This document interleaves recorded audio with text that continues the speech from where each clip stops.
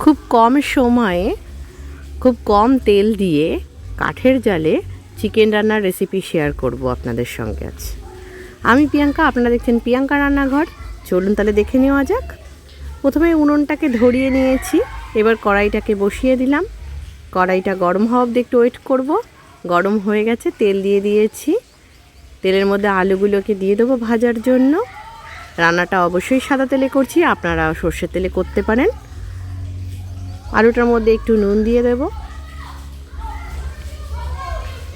একটু হলুদ দেব, দিয়ে ভালো করে আলুগুলোকে নাড়াচাড়া করে মিশিয়ে নেব।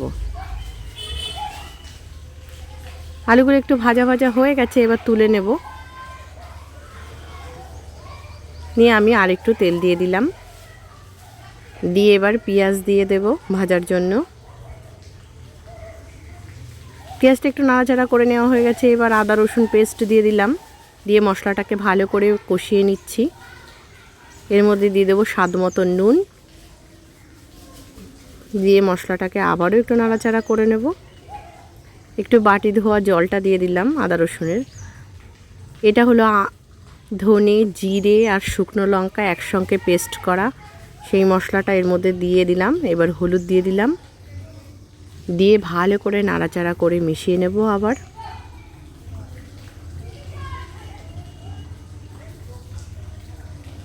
মাংসটাকে আগে থেকে ধুয়ে পরিষ্কার করে রেখেছিলাম, এবার সেই মাংসটাকে মশলাটার মধ্যে দিয়ে দেবো। মশলাটা কষানো হয়ে গেছে, এবার মাংসটা ওর মধ্যে দিয়ে ভালো করে মিশিয়ে নেব মশলাটার সঙ্গে।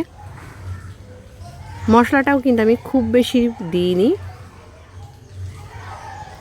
রান্নাটা খুব বেশি তেল মশলার হবে না, আর খুব কম সময়ে রান্নাটা হয়ে যাবে।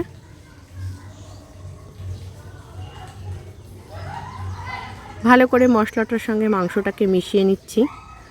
মেশানো হয়ে গেছে একটু, এবার আলুগুলোকে দিয়ে দিলাম, দিয়ে আবারও ভালো করে মিশিয়ে নেব।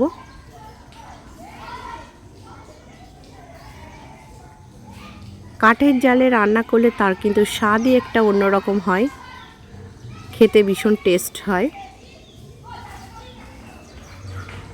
মাংসটা অনেকটা হয়ে গেছে, আবারও আমি একটু ভালো করে কষিয়ে নেব। মাংসটা কষানো হয়ে গেছে,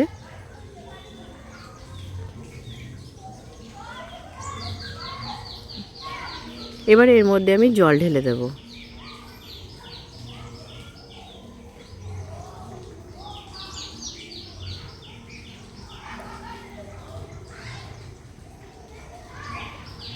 এবারে আবার ভালো করে জলটা দিয়ে একটু ভালো করে মিশিয়ে নেব। নিয়ে এবার এর মধ্যে ঝোলটাকে ফুটতে দেব। একটু গরম মশলা দিয়ে দিলাম, দিয়ে আবারও একটু ফুটতে দেব মাংসটাকে।